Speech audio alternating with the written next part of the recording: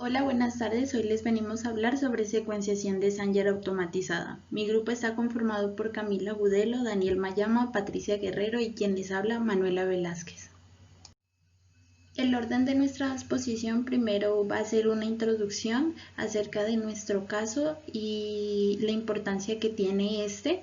El segundo es nuestro objetivo de investigación. El tercer paso vamos a hacer el procedimiento para la secuencia de Sanger, ventajas y desventajas de este y por último una conclusión.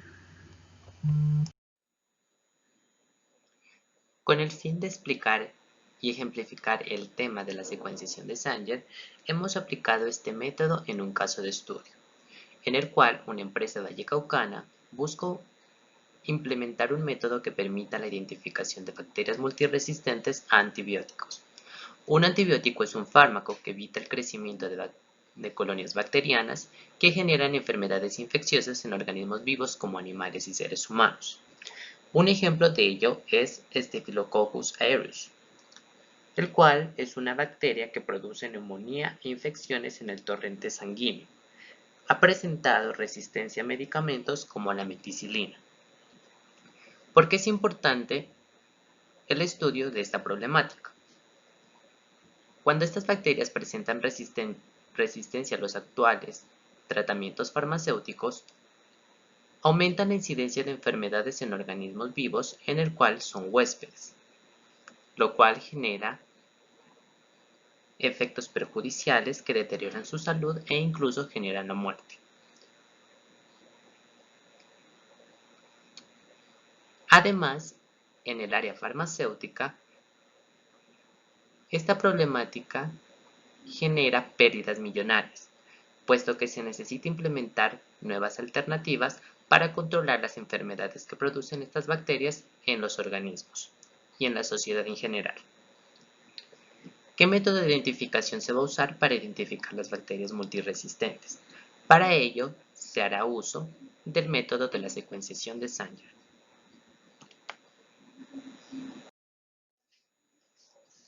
La secuenciación de Sanger fue implementada por primera vez por el científico Frederick Sanger, la cual recibió su nombre en forma de reconocimiento. Esta fue implementada en el proyecto de genoma humano, una de las grandes aplicaciones que tiene dicho método. La secuenciación de Sanger se divide en dos, la secuenciación de Sanger original y la secuenciación de Sanger automatizada.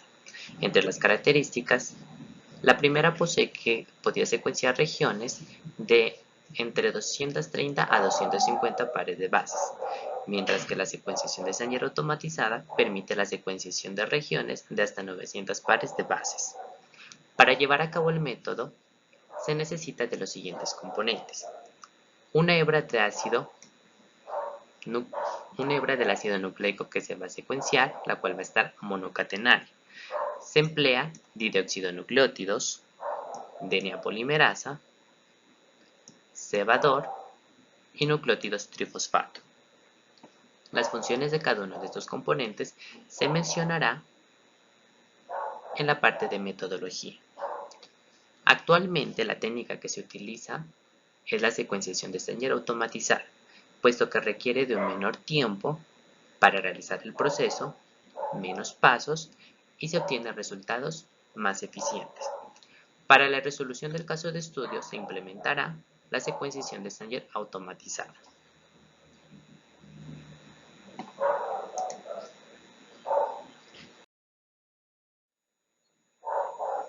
Como objetivo de investigación, se busca implementar la técnica de secuenciación de Sanger automatizada como un método estandarizado para la identificación de bacterias multiresistentes a antibióticos, y como objetivo específico, se busca desarrollar la técnica de la secuenciación de Sanger automatizada a partir del gen que codifica ARN ribosomal 16S. Más adelante se explicará la importancia de dicho gen en el caso de estudio. Bueno, para entender mejor estos objetivos, cabe aclarar que el RNA ribosomal es el componente de la subunidad menor de los ribosomas procariotas. Los genes que lo codifican son conocidos como genes del RNA ribosomal 16S. El análisis de la secuencia se da gracias a que éste tiene regiones conservadas entre bacterias y arqueas y secuencias específicas que solamente los miembros de un determinado grupo filogenético poseen y permite la identificación del género y especie de un organismo. Para desarrollar el método de secuenciación de Sanger tenemos 5 pasos principales. En primer lugar está la extracción de DNA de las muestras clínicas de los diferentes pacientes. Seguido a esto hay una primera PCR convencional que amplificará el DNA extraído. Como tercer paso tenemos una segunda PCR que se desarrollará por el método de Sanger, que consiste en la adición de didesoxirribonucleótidos. Posteriormente hay una electroforesis capilar y por último la secuenciación e identificación de microorganismos presentes. Los pasos 3, 4 y 5 se desarrollarán en el mismo equipo debido a que este es el método automatizado y este equipo se llama AVIPRISP, que es un analizador genético automático. Como primer paso, tenemos la extracción del DNA, donde se encuentran los genes que codifican al RNA ribosomal 16S. Para esto se utiliza el mini kit QIM DNA de tejidos, sangre, fluidos corporales o células lavadas de orina.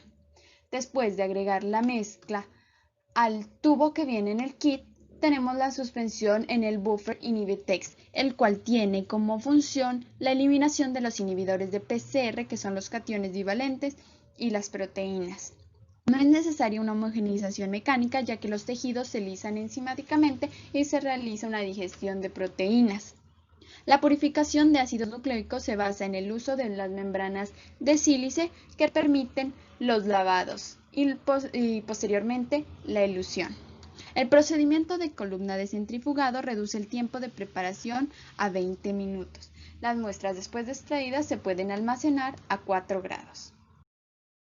Como segundo paso tenemos la PCR convencional. En esta los componentes serán el extracto de ADN bacteriano, los primers, el DNTP, el tampón o buffer, magnesio y la Taq polimerasa.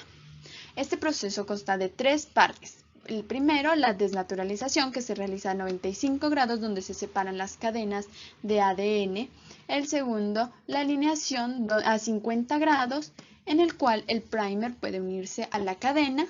Y por último, la extensión, que es la síntesis de una nueva cadena que se realiza a 72 grados centígrados y permite que los desoxirribonucleótidos puedan elongar la cadena. Paso de este proceso tenemos una segunda PCR. Se realiza la PCR del gen ARN ribosomal 16S por el método de Sanger. En esta amplificación se tienen los elementos básicos de una PCR como los que utilizamos en la PCR convencional. Sin embargo, se adiciona didesoxirribonucleótidos. El primer paso de estos ciclos es la desnaturalización a 95 grados del DNA, lo que permite la separación de las cadenas. Como segundo paso tenemos la unión de los primers en un rango de 55 a 60 grados que permite el alineamiento.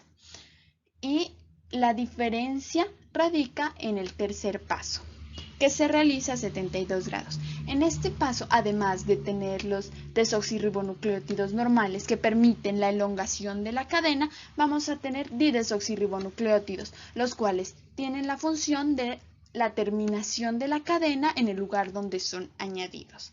Estos didesoxirribonucleótidos van a estar marcados con fluorocromos específicos que serán de utilidad en la electroforesis.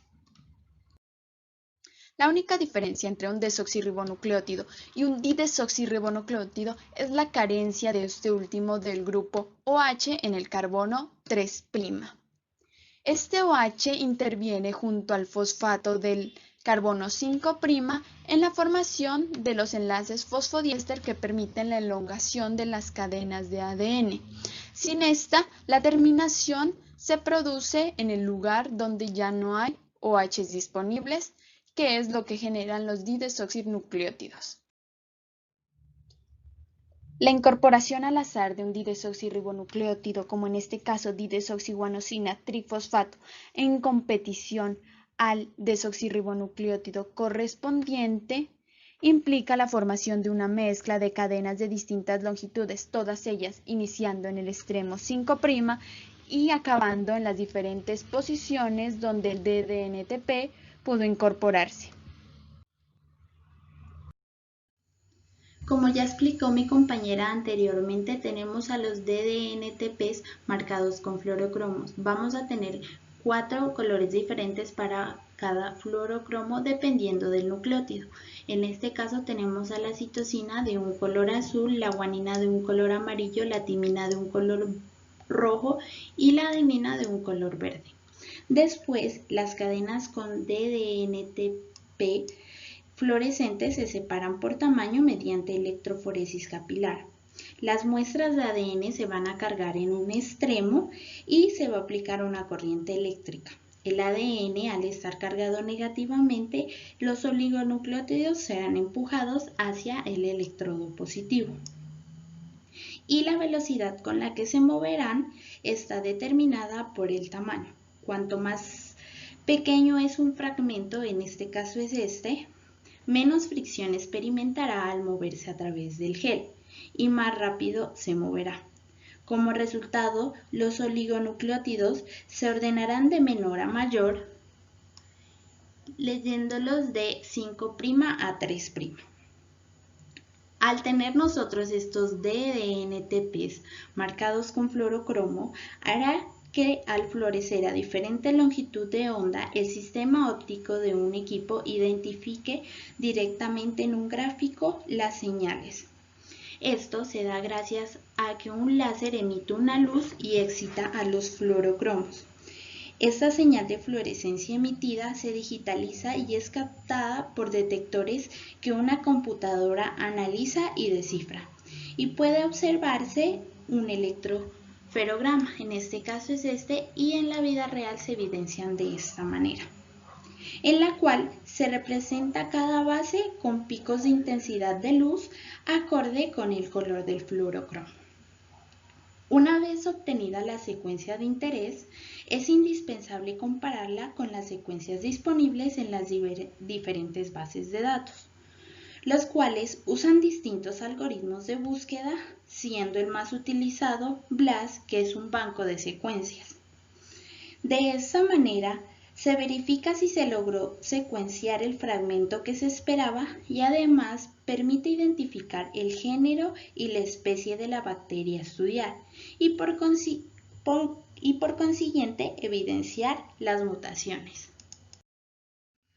Un ejemplo de esto es la resistencia a expectinomicina en bacterias E. coli, la cual después de realizar una secuencia de Sanger se evidencia una mutación de resistencia a este medicamento.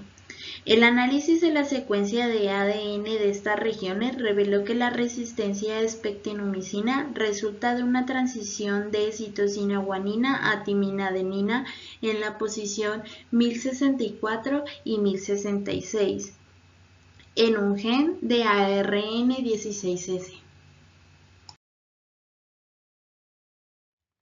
A continuación, expondremos las ventajas y desventajas de la técnica de secuenciación automatizada. Para comenzar con las ventajas, a comparación de las primeras técnicas de secuenciación como la de Maxam y Gilbert, esta técnica no involucra el uso de sustancias químicas peligrosas ni de ADN marcado radiactivamente. También, para aclarar la diferencia entre el método de Sanger y el método de Sanger automatizado, que es el que estamos tratando en este caso, en este método solo se requiere de un tubo en lugar de 4 gracias a los fluorocromos y se realiza una electroforesis capilar en lugar de la electroforesis en gel de acrilamida, ya que esta es más fácil de automatizar y tiene una mejor resolución, entre otras ventajas. Esto ha permitido que las máquinas actuales puedan leer tramos de 750 a 1000 pares de bases con una alta calidad, mientras que antes eran de máximo 500 pares de bases con Sanger sin automatizar.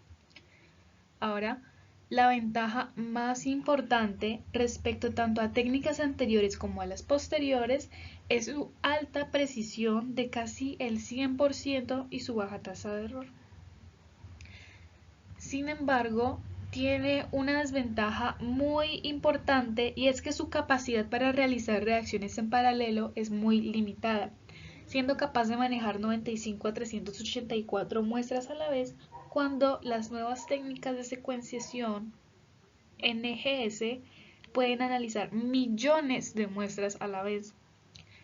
Por esta desventaja tiene un bajo rendimiento y por lo tanto un alto costo por pares de bases leídos en comparación con métodos nuevos. Otra desventaja que tiene es que requiere grandes cantidades de ADN. Para aclarar esto, la secuenciación automatizada es rápida para un número reducido de objetivos, pero no es rentable para un número grande de objetivos. Por lo que si fuéramos a secuenciar más de 100 genes, preferiríamos usar las técnicas nuevas. Como se puede observar en este cuadro, la secuenciación automatizada es ineficiente para proyectos de mayor consideración, pues requiere de mucho tiempo y dinero. Como se observa, en 2001 se realizó el proyecto del genoma humano con la secuenciación automatizada y tardó 13 años con un coste de 2.7 billones de dólares, mientras que en 2011 con la secuenciación de nueva generación NGS solo tardó unos días y se gastó menos de $10.000, que es una gran diferencia.